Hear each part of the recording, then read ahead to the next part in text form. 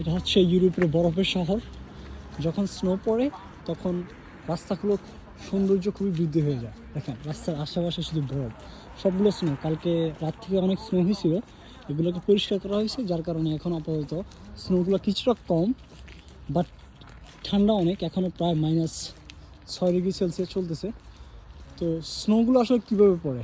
স্নোগুলো পড়ে হচ্ছে আমাদের দেশে যখন বৃষ্টি হয়, বৃষ্টিগুলো ডিরেক্ট বৃষ্টি আকারেই পড়ে, বাট এখানে ঠান্ডার মাত্রা এতটা বেশি যে বৃষ্টিগুলো পড়তে পড়তে এগুলো বরফ হয়ে যায়, যেটাকে আমরা স্নো হিসেবে বলি।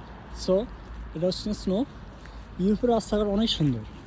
ইউরোপের আপনার আশেপাশে রাস্তাঘাট খুবই পরিষ্কার, খুবই সুন্দর, দেখতেও ভালো লাগে, হাঁটতেও ভালো লাগে। আর আপনার ইউরোপের যে রাস্তাঘাটের চলাফেরা খুবই সৌন্দর্য। দেখেন সাইকেলের জন্য আলাদা রোড, এখানে মানুষ চলাফেরা করতে পারবে না, মানে পেডেস্ট্রিয়ান যারা আছে এখানে চলতে পারবে না, পেডেস্ট্রিয়ানদের রাস্তা হচ্ছে এটা। সো প্রত্যেকটা জিনিস খুব নিয়ম কানুন, আর ইউরোপের মানুষ নিয়মটা খুবই মেনে চলে। দেখেন ট্রাফিক পুলিশ কিন্তু নাই, ট্রাফিক লাইট জ্বলতেছে, সবাই ট্রাফিক লাইট মেনটেন করে চলতেছে।